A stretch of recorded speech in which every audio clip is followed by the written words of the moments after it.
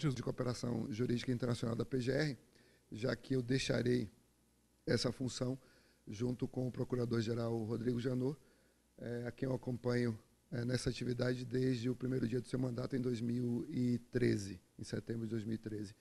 É um prazer estar aqui com vocês em Florianópolis, agradecer ao Instituto Arc pelo convite, ao Christian, Débora, Paulo, a todos os organizadores, agradecer também ao Nelson pela ajuda nesse momento aqui, que eu tive um problema tecnológico com minha apresentação, mas espero aqui que nós possamos conversar um pouco sobre essa temática, na lógica da cooperação jurídica internacional, nesse contexto de luta contra a corrupção, mas também de prevenção, de afirmação dos ideais e das técnicas de compliance, que são hoje muito importantes em todos os cenários em que nós temos atuado, notadamente no que diz respeito a esse caso Lava Jato e as suas implicações. Nós temos hoje, no Brasil, uma visibilidade bem maior em relação a esse tema, porque o Ministério Público, a Polícia, o COAF, a Comunidade de Inteligência Financeira, o Banco Central, o CVM, todos os grandes atores públicos dessa temática têm se preparado ao longo desses 20 anos. O resultado que se vê agora com esse processo histórico, que é o caso Lava Jato, histórico por vários motivos, como todos estão vendo, não se deve naturalmente a um órgão apenas, a um ator apenas, e também se deve, claro, à preparação do setor privado. Mas eu digo 20 anos porque em 1998 é que nós começamos a nos acostumar com essa ideia, com essa palavra, mais no âmbito criminal da justiça criminal brasileira, em função da Lei de Lavagem de Dinheiro 9.613. E, a partir dali, nós percebemos a importância dessas conexões internacionais também, nessa temática, que, nesses últimos 20 anos, também tem produzido uma série de casos de cooperação internacional, uns bem-sucedidos, outros nem tanto, em que têm sido usadas essas modalidades de prevenção e repressão à corrupção, à lavagem de dinheiro e também ao financiamento do terrorismo, por que não dizer? Financiamento do terrorismo que se encaixa muito bem nessa temática, quando nós observamos o que vem fazendo o GAFI, FATF, e as unidades de inteligência financeira dos países que se integram ao GAFI. Quando nós falamos de cooperação jurídica internacional, e eu quero frisar a importância do adjetivo jurídica, cooperação jurídica internacional, porque há outras formas de cooperação, não só a jurídica, a cooperação administrativa, a cooperação policial, puramente policial, que não é necessariamente jurídica, a cooperação técnica. Aqui, o nosso foco é a cooperação jurídica, e a cooperação jurídica vista nessa perspectiva das pontes, tendo em vista que as necessidades da globalização, da integração dos povos, reclamam, para além da integração econômica, dos mercados, dos vários agentes do mercado, desde o turismo, a cultura, todas as etapas do processo produtivo, mas também da criminalidade. Basta que nós olhemos uma fronteira como essa, pouco povoada, pouco controlada, e imaginemos depois uma fronteira como a que une ou que divide o Brasil, Rio Grande do Sul, cidade de Santana do Livramento, de Rivera, Uruguai, que na verdade são duas cidades em dois países, mas na verdade mesmo são apenas uma cidade gêmea em que não há distinção do que está de um lado e do que está do outro. E essa reflexão a partir dessa imagem nos leva a perceber que nessas fronteiras, que são linhas imaginárias, às vezes acidentes geográficos, um rio, uma montanha, mas são linhas imaginárias, passa tudo. Passam passageiros em viagem, passam turistas para conhecer novos locais, passa a comunidade que vive por ali para realizar suas atividades do dia a dia, ir ao médico ou buscar um parente, qualquer coisa. Passam os prestadores de serviços, vendedores de produtos, passam os prestadores de serviços ilícitos e os vendedores de produtos ilegais, passa o dinheiro limpo, passa o dinheiro sujo, passam as pessoas de bem, homens e mulheres, só não passa uma pessoa, o oficial de justiça. O oficial de justiça não passa por ali, não passa nessa fronteira, porque existe a tal da soberania. Mas esta ideia de soberania hoje só vem se aplicando para interromper a atuação do Estado no que diz respeito à prestação de justiça, segurança e também prevenção. Por outro lado, organizações criminosas, como a nossa, já bastante conhecida e mundialmente conhecida agora, PCC, conseguem passar de um lado ao outro sem serem incomodadas e levam sua tecnologia, levam a violência, levam a sua especialização no narcotráfico e levam também a corrupção. E levam a corrupção porque precisam adquirir, alcançar, conquistar novos mercados, e para conquistar novos mercados, organizações criminosas fazem o quê? Costumam fazer o quê? Usar violência ou empregar métodos insidiosos de infiltração para que membros dessa organização integrem o Estado ou passem a operar para ela dentro do Estado, mediante, inclusive, aliciamento, coisas que nós temos visto ultimamente, mas também usando a corrupção, a má e velha corrupção. Nessa realidade, o que se coloca diante de nós, Estado, é a dificuldade enorme de enfrentar esses temas, esses problemas, sem uma adequada integração regional ou global. Muito embora nesses últimos 20 anos também, pouco mais ou pouco menos, nós temos visto uma grande evolução dessas perspectivas integracionistas na luta contra o crime, na luta contra a corrupção, em busca de facilitar essas medidas. Essas medidas, essas 7 espécies, grande grupo de diligências e providências que se buscam em cooperação internacional, desde os simples atos de comunicação processual até as mais complexas iniciativas, ali no item 4, de recuperação de ativos, que implicam o rastreamento de valores, rastreamento internacional de valores, o bloqueio internacional desses ativos em jurisdições distintas, que não dialogam, cujas ordens jurídicas são muito diferentes às vezes, para só então conseguir repatriar tais ativos mediante os mecanismos de confisco, sem esquecer que muitas vezes nós teremos ainda que trabalhar com a ideia de compartilhamento, de partilha desses valores, segundo a expressão em inglês, asset sharing, que é aquela fase em que depois de tudo isso feito, e que demora muito, às vezes 10 anos, nós temos casos lá na PGR de acompanhamento de bloqueios, rastreamentos, confiscos, que foram feitos na década passada, ainda em 2003, 2004, às vezes antes disso, e que ainda não foram trazidos de volta ao Brasil, porque é preciso alcançar o confisco, que só vem com o trânsito em julgado da sentença penal condenatória, e depois disso fazer a partilha de ativos, que é a divisão dos valores com o Estado que colabora com o Brasil nesta perspectiva. A vantagem em termos de corrupção, de luta contra a corrupção, é que essa partilha de ativos ela não costuma ser feita, ser imposta, quando se trata de recuperar valores produto de corrupção. Os Estados, na lógica da Convenção de Mérida, Convenção das Nações Unidas contra a Corrupção, têm se conformado com a ideia de devolver tudo, o que não acontece em outros cenários de cooperação internacional, né? E aí, quando olhamos também para o item 7, nós percebemos a evolução de um espaço na cooperação internacional para a imposição de medidas de proteção a vítimas, testemunhas ameaçadas e, personagem da hora no Brasil, réu colaborador. Os réus colaboradores, também na lógica internacional, podem ser beneficiados por esses mecanismos de cooperação para terem os seus benefícios reconhecidos, incluídos na lógica da cooperação e serem trasladados, transpassados, transferidos para outras jurisdições. E é o que nós temos visto constantemente no caso Lava Jato, a partir, sobretudo, do acordo feito com a Odebrecht, que tem, acordo esse que tem, tanto o acordo de leniência quanto o acordo de colaboração premiada das pessoas físicas, tem regras de proteção que incidem na cooperação jurídica internacional. Eu vou falar ali adiante um pouco sobre isso.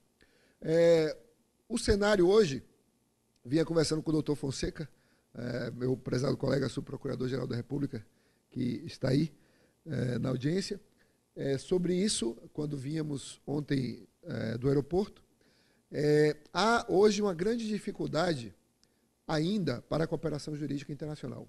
Porém, essa dificuldade tem sido reduzida ao longo dos anos a partir da formação de um reticulado ou de camadas reticuladas que se sobrepõem e que procuram vencer essa ideia de soberania absoluta, um conceito internacionalmente ultrapassado, a ideia de isolacionismo, como se construir muros fosse a solução para os problemas de segurança pública, como talvez imagine o presidente daquele país ao norte, e uma era de escassas comunicações.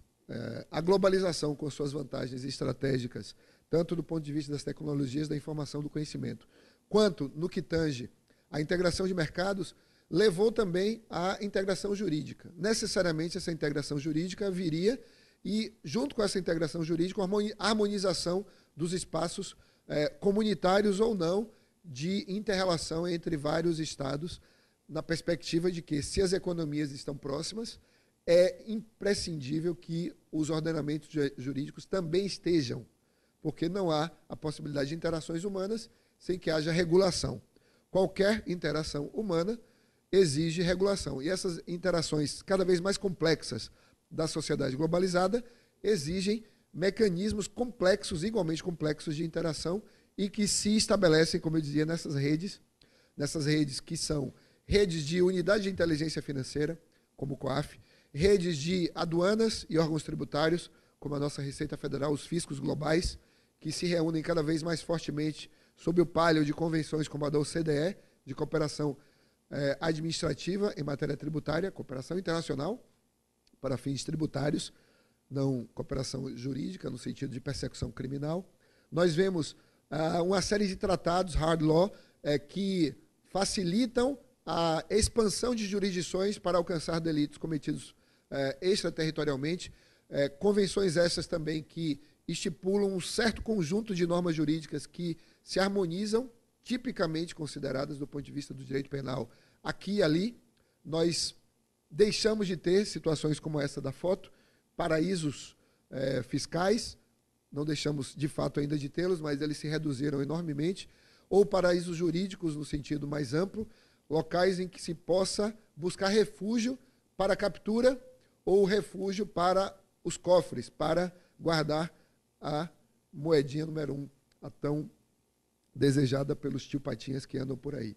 Esses espaços se reduzem por quê? Porque se forma esse reticulado jurídico de tratados que trazem a necessidade, a obrigação, pacta sunt servanda, de tipificar certas condutas, e isto harmoniza a situação em várias jurisdições, e quando alguém busca refúgio naquela jurisdição, ele não terá ali o abrigo desejado, porque aquela conduta que ele cometeu no outro país também será considerada ilícito ali.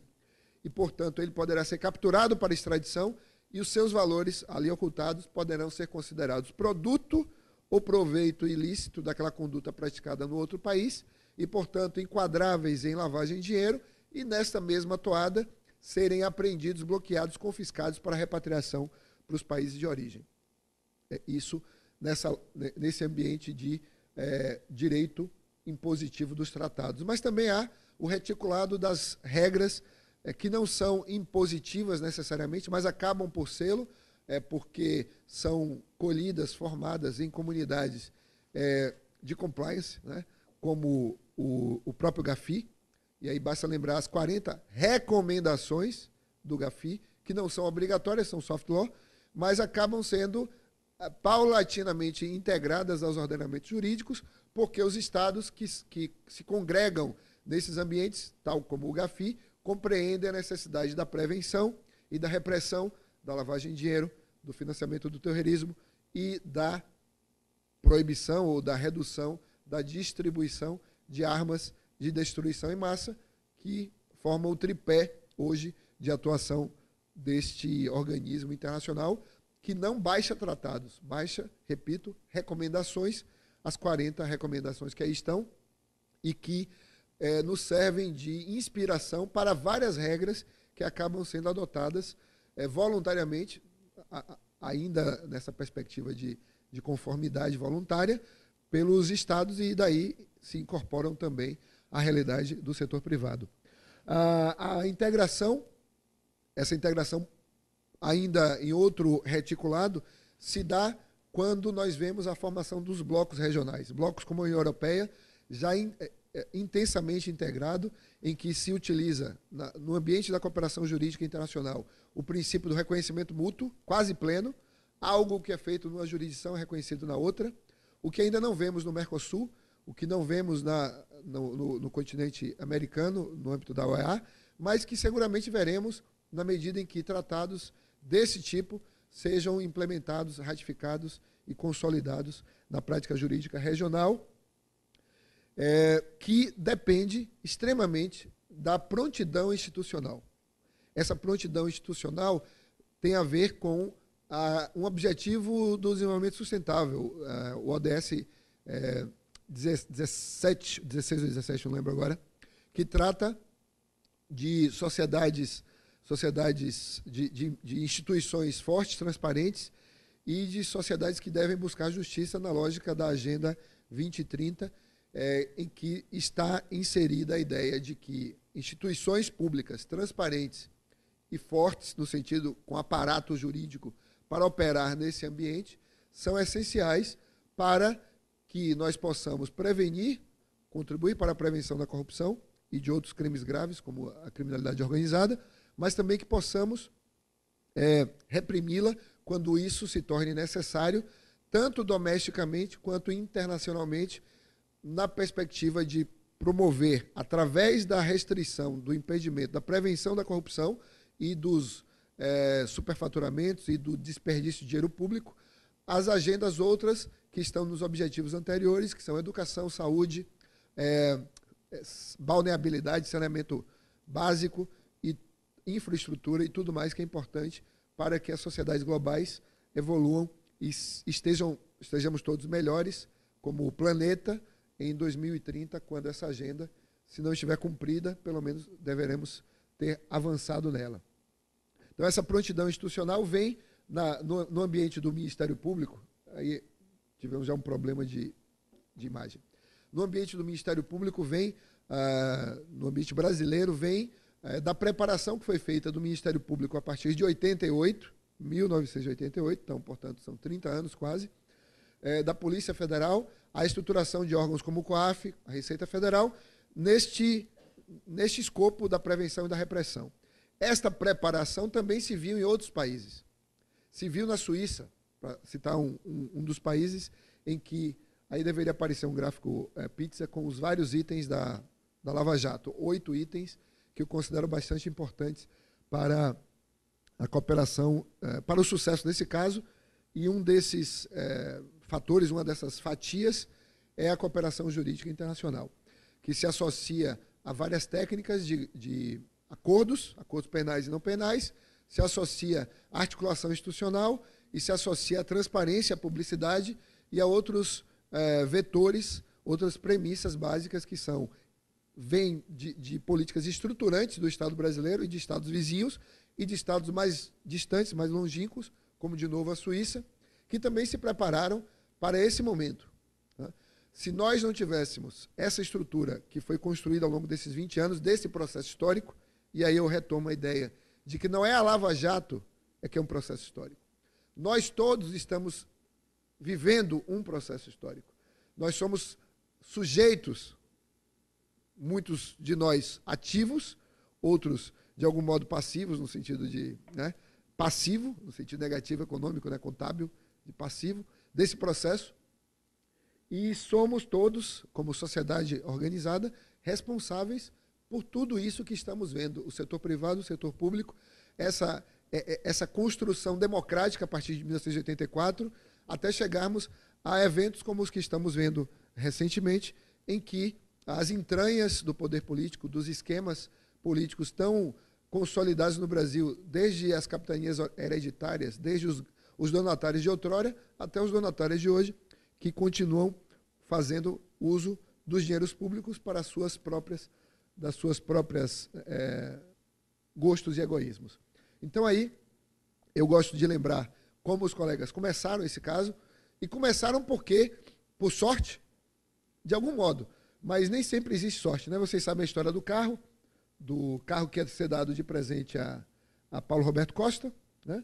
Esse carro ia ser dado a Paulo Roberto Costa, mas quem daria o carro a Paulo Roberto Costa, que era diretor da Petrobras? Alberto Youssef. Alberto Youssef era uma pessoa conhecida aqui na 4ª Região, aqui em Curitiba, minha conhecida, inclusive, porque eu denunciei, junto com colegas da outra força-tarefa desse caso, Banestado. Ele já era, como se diz na gíria policial, manjado, né? Porque ele operou naquele grande esquema de corrupção em que houve gravíssimas falhas de compliance, gravíssimas. Estamos falando de 96 a 2002, isso ainda era uma grande novidade, já que a lei é de 98, mas todo mundo já percebia a necessidade de prevenção. E essa prevenção não foi feita no âmbito do Banestado, e o CEF e outras figuras se beneficiaram disso. Houve até, certa feita, uma operação que nós fizemos, que chamava Farol da Colina, em que se identificou uma série de documentos do Banestado, e um deles era um documento do Conselho de Administração do Banestado, em que se dizia mais ou menos assim, nós sabemos que existem laranjas operando, interpostas pessoas, operando no Banestado e nos outros 4 bancos brasileiros que haviam sido autorizados pelo Banco Central a utilizar as chamadas CC5, as contas de não residentes, famosas contas CC5. Daí que o Banestado também é chamado de escândalo CC5, né? Com base na Carta Circular 5 do Banco Central. E aí, nessa reunião, se discutia essa consciência de que havia laranjas, interpostas pessoas operando com o CC5, e, no entanto, o resumo da reunião é o seguinte: nós temos que fazer exatamente o que nós imaginamos que um avestruz faz. Colocar a cabeça no buraco, fingir que nós não vemos, porque nós precisamos ganhar dinheiro, isso aqui é um banco, e nós precisamos ganhar dinheiro. Isso vai nos dar muito dinheiro, porque bilhões, não foram milhões, foram bilhões de dólares que acabaram passando por esse esquema, e esse número foi periciado pelo INC, Instituto Nacional de Criminalística, que pertence ao DPF, e essa cifra foi, na época, de 120 bilhões de dólares. Então, qual banco não, se você abandona a ideia de compliance e de corresponsabilidade pela gestão e rigidez da economia e do sistema financeiro, não cresceria os olhos para essas moedinhas que, de fato, passaram pelo Banestado. Aí está a nota fiscal, e aí começa a cooperação internacional no caso Lava Jato. Esse é o pedido número 1 do Brasil à Suíça de 2014, é do mês de agosto de 2014. Mas, curiosamente, não foi o Brasil o primeiro país a pedir cooperação no caso Lava Jato. Foi a Suíça. A Suíça foi o primeiro país a nos pedir cooperação e nos pediu, pedido 01 de 2014, no mês de junho daquele ano. Lava Jato começa em março. Em junho, a Suíça, está ali o procurador-geral suíço, Michael Lauber, que visitou o nosso em março, ali é março de 2015. E nessa ocasião, o pedido número 1 suíço e o pedido número 1 brasileiro diziam respeito a Paulo Roberto Costa. Diziam ambos respeito a Paulo Roberto Costa. Então, ele é o ground zero do caso Lava Jato. Ele é o ponto de impacto do caso Lava Jato, e ele não era propriamente uma pessoa politicamente exposta, mas por ser um diretor de uma diretoria importante da Petrobras, ele causou essas ondas de choque tremendas que já se espalharam por várias outras empresas públicas e privadas, não só do Brasil, mas também de outros países. Vejam que essa semana, como eu dizia, nós fizemos operação com a Espanha, empresa espanhola impactada, pública, e com a Noruega, empresa privada norueguesa impactada. O nome dessas empresas estão nos jornais, tá? Envolvidas umas e outras, seja com as construtoras brasileiras ou com a Petrobras nos negócios de ou corrupção de funcionários públicos nacionais ou corrupção de funcionários públicos estrangeiros. E aí vejam que em março de 2017, deste ano, o Ministério Público Suíço divulgou que há $1 bilhão bloqueados em contas naquele país, relacionadas com o caso Lava Jato. Contas como essa. Vejam aqui um offshore, chamada Sagar, transferindo, fazendo uma operação financeira com a Smith Nash, outra offshore. Isso não diz nada, o banco é esse, Julius Baer. E aí nós vamos olhar a quem pertence a Smith Nash e aparecia a Norberto Odebrecht. Olhando a quem pertence a Sagar, pertence a Paulo Roberto Costa. Isso é produto da cooperação internacional. Sem a Suíça, essas provas não teriam sido aportadas ao Brasil. Então, como eu costumo dizer, a Suíça não é mais um bom lugar para esconder dinheiro, né? A Suíça tem cooperado intensamente, basta verem esses números que reproduzem um cenário antes nunca imaginado de um país que era considerado um paraíso fiscal ser tão cooperativo ao ponto de quebrar 1.000 contas bancárias, aumentando enormemente o risco para quem quer esconder dinheiro ou se esconder. Foi lá um ex-diretor, um ex-funcionário da empresa, tentar abrigo na Suíça. Não conseguiu, acabou se tornando um réu colaborador, porque a lei permitia a recompensa. E essa ideia de risco e recompensa, ela também se implanta no âmbito da cooperação internacional. E no caso específico, o Ground Zero continua sendo Paulo Roberto Costa. Vejam que ele faz o acordo de colaboração perante a Procuradoria-Geral e o Supremo em agosto de 2014, exatamente no mesmo mês em que começa a cooperação brasileira com a Suíça. E logo em dezembro vem a Alberto Youssef e também faz. Isso aí potencializa enormemente o caso e permite que o quebra-cabeça seja montado. E nós vimos, a partir das resistências iniciais da empresa e dos seus órgãos de conformidade, toda a estrutura empresarial, uma resistência que acabou sendo debelada em dezembro de 2016 por causa das provas internas e das provas internacionais que foram aportadas, especialmente sobre os diretores da companhia que hoje coopera muito bem com o Ministério Público, não só do Brasil, mas com o Ministério Público de outros países que aparecem aí nessa tela, países cujos nomes foram anunciados em dezembro de 2016 pelos Estados Unidos, quando foi feita a divulgação do acordo que poderíamos chamar de Leniency Plea Agreement, mas é de natureza de cunho criminal, que foi feito no Distrito Leste de Nova York, no Brooklyn, com a companhia, naquele acordo tripartite, né?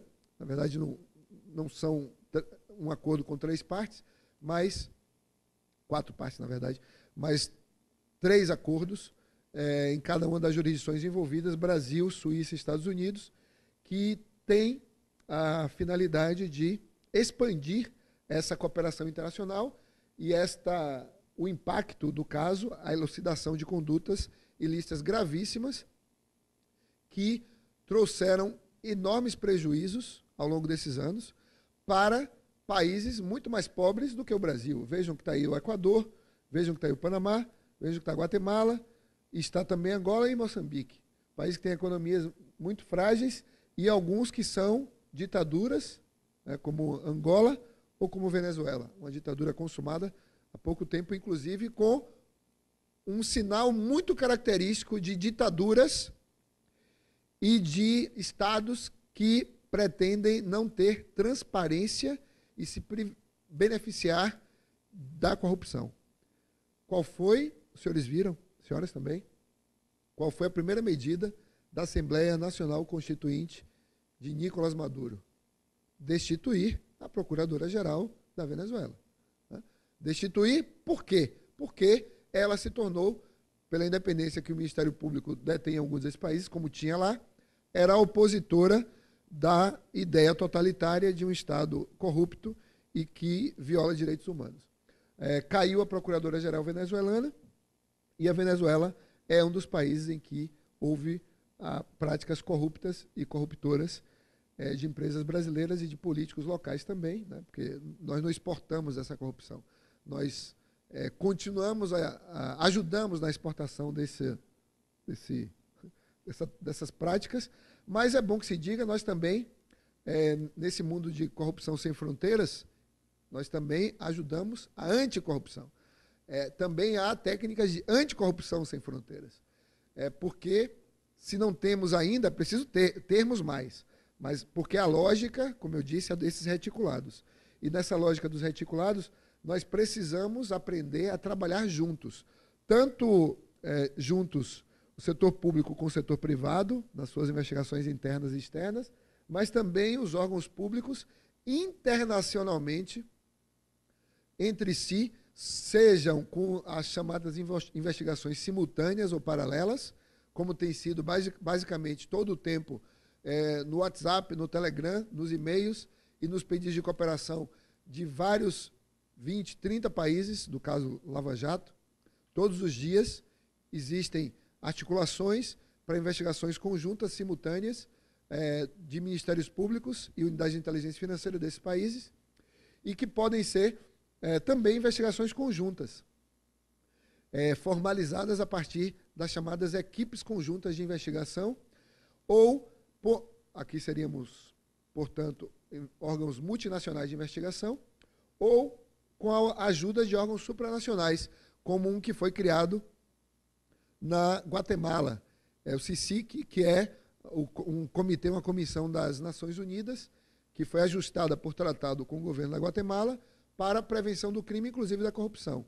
E vejam só que curioso, Ivan Velásquez, que é o comissário responsável por coordenar os trabalhos dessa comissão guatemalteca, que é internacional, supranacional, foi convidado a retirar-se do país, Guatemala, declarado persona não grata pelo presidente da Guatemala, que está sob investigação. Então, a reação do poder político e muitas vezes do poder econômico contra o Ministério Público, quando o Ministério Público avança sobre esses esquemas tradicionais dessas capitanias hereditárias e desses donatários modernos, represálias contra o Ministério Público, são represálias de todo modo e muitas vezes, infelizmente, a busca também de aliciamento de elementos desses órgãos de Estado. Nós, no caso Lava Jato, tivemos algumas tentativas de articular chamadas equipes conjuntas de investigação com a Suíça, com a Espanha, com a Argentina e com o Peru. Nenhuma dessas teve êxito por problemas estruturais e por problemas de oposição, de desacordo, falarei assim, do Ministério da Justiça com essas iniciativas que estão preservadas na autonomia do Ministério Público, mas não tem isto sido observado na prática brasileira. Todas as tentativas foram frustradas por oposição do Ministério da Justiça e houve a necessidade, portanto, de realizar não essas investigações de força-tarefa multinacional, bilateral ou multilateral, mas usar os mecanismos de investigações paralelas, utilizando os mecanismos comuns, usuais, tradicionais de cooperação jurídica, transitando papéis, documentos, informações, muitas delas sensíveis, pelas autoridades centrais. E as autoridades centrais são de dois tipos. Estão no Ministério Público ou estão no Poder Executivo. No Brasil, o Ministério Público são a autoridade central para dois tratados, o Tratado da CPLP e o Tratado Brasil-Portugal. Mas há outros mecanismos de integração para a prevenção e a luta contra a corrupção, do ponto de vista transnacional, que são as ferramentas de compliance também e de investigação que detêm instituições, organizações internacionais como o Banco Mundial, nós temos memorandos de entendimento com eles, e organismos, ONGs, transnacionais como a Transparência. Nessa mesma lógica de prevenção, transparência, controle, afirmando que, por exemplo, em projetos financiados pelo Banco Mundial ou pelo Banco Interamericano, nós, do Ministério Público, graças a esses MOUs, nós temos a possibilidade de interação com essas estruturas supranacionais para ajudar nas investigações e para propiciar informações necessárias para os julgamentos, julgamentos que não acabem assim, com impunidade. E aqui é o processo histórico. Eu vou passar bem rapidamente o processo histórico. Vejam o caso Collor. Tudo tem a ver com cooperação internacional. Lembrem que PC Farias e Collor usaram o Uruguai e a Tailândia. A Tailândia para esconder-se, e o outro Uruguai, lembra daquele plano Uruguai, daquela operação Uruguai que foi criada para ocultação dos esquemas que acabaram levando à queda dele, Collor. Numa época em que o Uruguai estava mais para um paraíso fiscal do que para um país cooperante. Nós tivemos também o caso Banestado, que eu já citei, aí a prisão de Alberto Youssef, em 2003. Né? Nós tivemos no Banestado, vejam como é, desculpem que está em inglês, mas vejam no caso Banestado, que funcionou como força-tarefa de 2003 a 2006, o que foi a cooperação internacional. Guardem esse quadro, vejam que a concentração da cooperação internacional era nos Estados Unidos, o Caribe, paraísos fiscais, o Uruguai, naturalmente, o Paraguai, por causa da atuação das casas de câmbio naquele país, e a Suíça. Sempre foi uma praça interessante para negócios ilícitos transnacionais. Guardem isso para depois nós veremos a imagem do caso Lava Jato. Né? Caso Maluf, o túnel que vai de São Paulo até o Canal da Mancha, o maior túnel do mundo, né? Uma construção espetacular, conseguiu levar a circulação, no caso não de veículos, mas financeira, para aquele país. Está aí a foto da prisão de Maluf na França, da esposa dele. Acabou de ser condenado na França já em 2º grau, no entanto é deputado, faz as leis que eu e os senhores e as senhoras têm que cumprir, embora condenado na França por lavagem de dinheiro, condenado também pelo Supremo Tribunal Federal, e, nesse caso, o caso Maluf é o caso em que foi feito o melhor, mais espetacular rastreamento de valores que eu conheço. A Lava Jato tem grandes méritos, né, sobretudo por várias técnicas associadas, mas, no momento em que foi feito, da forma como foi feito pelo Ministério Público do Estado de São Paulo, o colega Silvio Marques, que acabou, aliás, de se doutorar em Sorbonne, em cooperação jurídica internacional, esse rastreamento feito no caso Maluf é espetacular. O caso, não é o caso Moro, é o caso Sundown, aqui do Sul também. Caso Sundown, em que houve um grande esquema com os Rosenblum, que acabaram fugindo para o Uruguai. Não foram extraditados do Uruguai porque são uruguaios, cidadãos uruguaios. Então, o Brasil tem essa dificuldade de operar no mercado internacional de foragidos, falemos assim, porque nós não extraditamos os nossos nacionais. Nós só extraditamos naturalizados ou estrangeiros.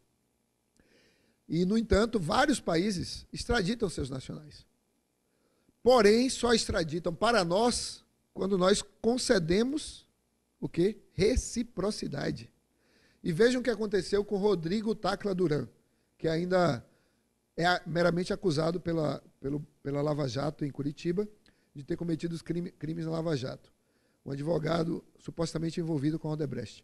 Ele fugiu para os Estados Unidos, nós pedimos a prisão nos Estados Unidos, os Estados Unidos deixaram ele fugir para um aeroporto pequeno que tem lá, um aeroporto que não tem fiscalização nenhuma, chama-se JFK, e foi parar em Madrid. Em Barajas, que é outro aeroporto pequeno, ele foi preso. A Espanha cooperou muito bem com o Brasil nesse caso, os americanos não. Curioso, países com os quais nós temos tido grande dificuldade de cooperação no Lava Jato, um deles é os Estados Unidos da América. Que eu dizia ontem também ao doutor Fonseca, nós temos dificuldades enormes de cooperação com países de common law. Tá? E não temos tido com países que tinham essa mancha de paraísos fiscais, como é o caso da Suíça. Então fugiram esses dois, como fugiu o Rodrigo Tacla Duran para a Espanha. Só que, embora a justiça espanhola tenha funcionado muito bem no começo, o que é que aconteceu no final? Rodrigo Tacla Duran é cidadão espanhol. Nós ganhamos em primeira instância, mas perdemos quando ele recorreu à Audiência Nacional, o Tribunal Superior Espanhol, que disse o seguinte: tudo bem, nós podemos extraditá-lo, mas negativo, porque vocês, Brasil, não nos dariam reciprocidade. Portanto, ele fica aqui. Ele fica aqui impune? Não fica impune, porque a lógica dos reticulados, lembrem, permite que nós usemos uma ferramenta chamada transferência de processo. E a transferência de processo nos permite enviar todo o caso para Madrid, para que a Fiscalia, o Ministério Público Espanhol, faça a acusação. Está aí o caso Alstom, não precisa falar, que é um caso transnacional, empresa francesa. Caso Siemens, um caso transnacional também, foi importantíssimo na afirmação dessas ideias de conformidade. Uma empresa alemã que acabou também envolvida num caso muito conhecido no Brasil, que é o caso Castelo de Areia, porque depois foi feita uma operação chamada Metrosal, caso do metrô de Salvador, estou nesse caso, e está lá a Siemens num consórcio com empreiteiras brasileiras, né? Empreiteiras das quais os senhores seguramente nunca ouviram falar, né? Empreiteiras baianas, né? Inclusive, das quais os senhores nunca ouviram falar, que em 1999 fizeram um cartel para a construção do metrô de Salvador. E o metrô, que começou a ser construído em 1999, só acabou de ser construído em 2011, 2012 ou 2013. Deveria ter 12 quilômetros, foram construídos 6, e deveria ter custado 400 milhões, custou 1 bilhão. Então, é um negócio da China construir metade da obra pelo dobro do preço, né? Empresas, repito, das quais os senhores nunca ouviram falar, nem no caso Lava Jato, que tinha um cartel em 1999, um cartel para a operação desse metrô de Salvador. Caso Pisolato, aliás, tentamos cooperação internacional com a Alemanha, na época não conseguimos. No caso Pisolato, cooperação com a Itália, tá aí, ele saiu daqui de Santa Catarina com esse nome, Celso, irmão morto. Foi parar onde? Na Itália. Foi parar na Itália, buscando a sua cidadania italiana como proteção. Não funcionou, não funcionou.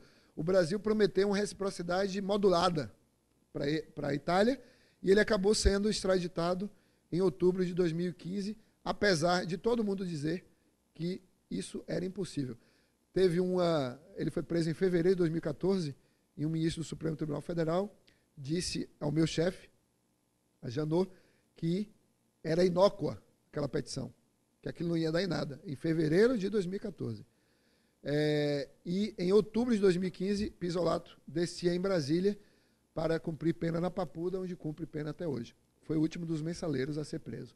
Caso Raul Schmidt, caso da Operação Polimento, foi feita em Portugal, binacional Brasil e Portugal, para a captura dessa pessoa que estava foragida e está respondendo a processo de extradição em Portugal. Caso Swiss Leaks, de novo, cooperação internacional intensa, nós tivemos não com a Suíça, como pode parecer, por falta de mecanismos de prevenção ou ferramentas de facilitação da luta contra a corrupção, nossas, e eu digo especificamente de proteção de whistleblower, de sopradores de apito, ou como prefere o deputado Onyx Lorenzoni, reportantes de boa-fé, né? Os reportantes, nós não temos lei de reportante. O que é que acontece? O Brasil, nós tivemos dificuldade de obter as provas da Suíça diretamente, até porque lá as provas da Swiss Leaks eram consideradas ilegais. Como nós não temos um formato jurídico de recolher essas provas sem que elas sejam consideradas ilicitamente obtidas, o que é que foi feito? Nós fomos a um país, fomos a modo de dizer, fomos pedir a um país, no caso a França, que nos transferisse as provas. Porque na França elas foram legitimadas. E aí então eu fiz um pedido para a França, e essa documentação que estava do Hervé Falciani foi entregue ao Brasil e também compartilhada com a CPI pela primeira vez. O Brasil conseguiu um compartilhamento com o CPI, porque normalmente essas provas são transferidas para uso exclusivo criminal. E aí, na negociação com a França, a PGR conseguiu que a CPI também obtivesse esses papéis. Papéis importantes como Panama Papers, que mostram cada vez mais intensamente a necessidade de integração do setor público, setor privado, na perspectiva transnacional, porque muitas dessas empresas offshore, como aquelas que eu mostrei antes, ou são estruturadas no Caribe, ou são estruturadas no Panamá e vão operar em outros mercados na Europa e agora também no Sudeste Asiático, a partir dessas dessas incubadoras de lavagem de dinheiro e de corrupção, que são empresas como a Mossack Fonseca. Está aí uma repercussão direta da operação brasileira Lava Jato, é um jornal do Panamá, com a prisão dos sócios implicados no maior caso de corrupção no Brasil. Não só no Brasil, agora é o maior caso de corrupção da América Latina, eu diria até das Américas. Poderia dizer mais, né? Mas para não soar pretencioso, eu não vou dizer que esse é o maior caso de corrupção do planeta, mas há quem diga que é. Caso FIFA, cooperação internacional também foi muito importante aqui no ambiente da corrupção privada, tipo penal que nós não temos aqui, mas que resultou, como todos sabem, na prisão de cartolas da FIFA, que estavam se apropriando indebitamente ou desviando recursos da entidade do futebol, e que foram presos a partir de pedidos dos Estados Unidos. Foram presos onde? Na Suíça. Isso foi em 2015, e vocês devem se recordar que no dia seguinte nós fizemos, aqui no Brasil, uma operação no caso FIFA, que foi a pedido dos Estados Unidos. O pedido chegou, vejam como se faz cooperação hoje no Brasil. Eu fiz uma medição, abri um parêntese aqui, doutor Fonseca, quando eu assumi lá com o Janot, eu fiz uma medição do tempo que nós gastávamos na cooperação internacional pelo método tradicional. O método tradicional é ir pelo STJ, usando rogatórias. E pelo método mais moderno, que é do auxílio direto, quando se manda o pedido estrangeiro para execução em primeiro grau sem passar pelo STJ. Rogatória ou auxílio direto. A mensuração como método gerencial da minha secretaria, para saber o que é que eu ia fazer, eu tinha a opção de manter o uso de rogatória ou privilegiar o caminho do auxílio direto. E a mensuração que eu fiz com Portugal, que é o trânsito mais intenso que a PGR tem, era de que no STJ nós gastávamos, acreditem, 455 dias, em média, para atender um pedido português. Esses pedidos vinham de caravelas e voltavam de caravelas. Né? Às vezes tinha uma calmaria e a caravela se perdia em algum lugar do Oceano Atlântico. 455 dias. E essa mesma transição documental probatória com Portugal pelo caminho auxílio direto, sem passar pela STJ, tardava 140 dias. Qual é a opção a adotar? STJ ou auxílio direto? Auxílio direto. E, nesse caso, hoje a gente cumpre em mais ou menos 90 dias. Sempre pelo auxílio direto, exceto nos casos em que isso não é possível. Nesse caso, é o recorde da PGR e do Ministério da Justiça. Trabalhamos juntos nesse caso. Nós cumprimos em 10 horas. 10 horas. Seria impossível cumprir nesse prazo se fosse pelo STJ. Como foi? Chegou em Brasília às 10 da manhã o pedido americano. Fizemos uma reunião de coordenação, MJ, PGR. Meio-dia, eu despachei esse caso para o Rio de Janeiro. Dois colegas no Rio de Janeiro e um delegado da Polícia Federal obtiveram um mandado de busca e apreensão no Rio de Janeiro, na 9ª Vara Federal, na tarde daquele dia. E às 17 horas, o pedido foi cumprido pelo Brasil. E aí, para completar o ciclo, nós fizemos a tramitação. Em 10 horas, nós conseguimos cumprir esse pedido do caso FIFA, numa busca e apreensão. Esse caso acabou? Não acabou, porque houve um habeas corpus, depois houve um recurso especial, depois houve um agravo, e só na semana passada, mais de 2 anos depois, o STJ, a Corte Especial, num caso em que atuou o doutor Moacir, decidiu que esse procedimento foi adequadamente realizado. Operações Eficiência, que foi contra a Ike, que foi cercado nos Estados Unidos com a cooperação migratória e acabou voltando, e Calicut, que é essa operação de Sérgio Cabral, daquela coisa da gangue dos guardanapos, e que resultou na prisão dele, e que tem intenso uso de cooperação internacional, que já resvala para outros países, na interação com outros países. Vocês sabem que o ex-governador do Rio tem a Legião de Honra francesa. Né? Mas a França veio prestar homenagens ao ex-governador do Rio no dia 5 de setembro deste mês, com a operação Unfair Play. que foi uma operação transnacional de luta contra a corrupção. De quê? Porque o Brasil participou de um esquema de corrupção para comprar a sede dos Jogos Olímpicos Rio 2016. Vejam onde chegamos. Comitê Olímpico Internacional, tem lá um sujeito chamado Papa Diak, Papa Massata Diak, PMD, que está envolvido nesse esquema, que está sendo investigado por Brasil e França. As notícias estão aí na imprensa internacional, mostrando que organismos como o COI, FIFA, precisam também de forte compliance, porque o que eles deixam de fazer tem impacto muito grande em outras jurisdições, remontando a condutas que empobrecem países a pretexto de enriquecê-lo. Porque tudo que se vendeu sobre Rio 2016 foi de que ia ser uma maravilha para o Brasil. Foi? Vamos fazer as contas.